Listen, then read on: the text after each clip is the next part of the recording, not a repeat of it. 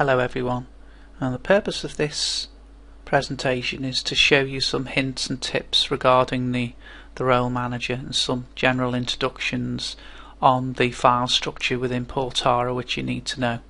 Okay, now Portara, the main area for Portara data is here, and the data that you will create will always be in this continuous contracts folder here. So if we're just going to nip into there for a second, the way Portara works is anything that's created using the compression manager, daily compression manager, will always sit inside this daily database area in there, and anything created with the compression manager intraday compression manager is going to reside in this intraday database area here. Okay, and as you can see there, if you make a boo-boo, or you think, right, I'm playing around with Portara and I've created some data but I want to start again, what do I do? There's a couple of ways you can do it. You can just go into here, and it won't make any difference if you right click on there and you just delete that data. It will then recreate this continuous contracts folder. The alternative, if you go onto the main user interface and you click on default settings and go down to delete all customized data, I click on that, it's going to tell you that it's going to get rid of this folder in the same manner. Okay, and you can then start again. And it's not going to delete any of your actual contracts or any of your files and information that you've saved. It's only going to get rid of data and allow you to start again. Okay, so let me now open the role manager. Okay, so here is the role manager opened, and it depends on what subscription level you have with Portara. It may look similar to this, and if you're new to Portara, what you may be tempted to do is put this on January 1965, right click and select all and roll everything, but I would suggest not to do that to begin with, and do the opposite of that, is to do this one symbol at a time. Go right forward with this to 2012 or even higher, and just select one instrument to play around with. If we've got BP there, everything takes place on that one row, so it's child's play to set this stuff up and to be able to move forward.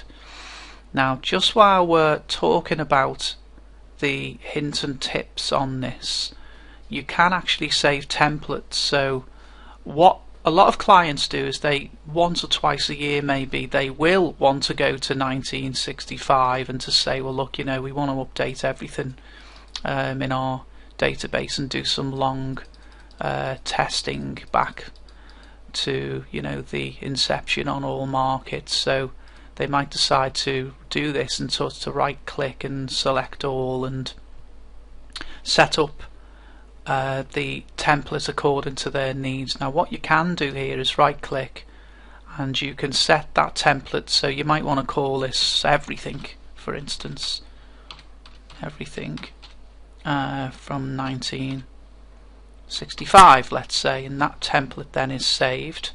And then you might want to say, well, for our production, we subscribe to everything in Portara, but it does take quite a while to run everything off like this, and we want it to be much faster for our own day-to-day uses. So what we don't want to go back anything more than, say, 2009, let's pretend, 5 years, or even higher. It could be like 2011, whatever you decide to do.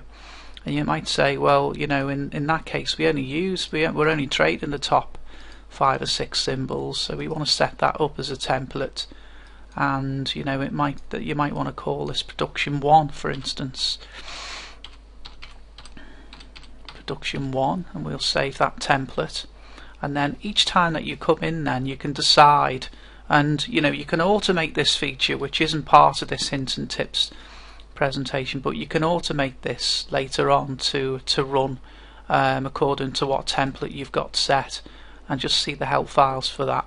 But you see this is on production 1. If I put this now onto everything 1965 and apply that template, you can see that there it all is, everything selected to 1965. And if I go back to production 1 and apply that template, and you will see that it's now gone to production 1.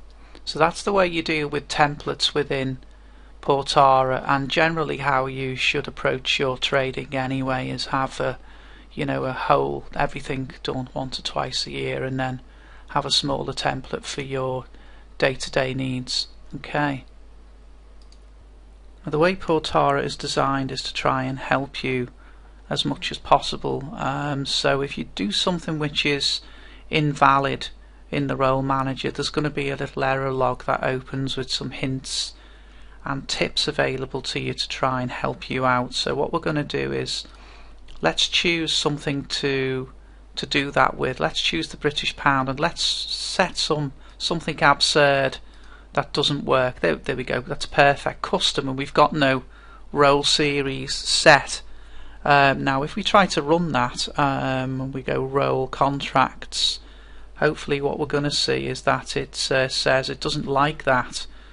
There's an issue, and it's going to open up and there we go, it's going to open an error file, and it's going to try and help you with as much as it can to say that there is an issue. And we can see here it says primary role series not found for BP, check the role manager settings, and the symbol wasn't processed. Okay, so all we need to do is we'd either double click on that and set our own, which we can do in here, but the British pound doesn't really need, there's no other useful role series apart from HMUZ,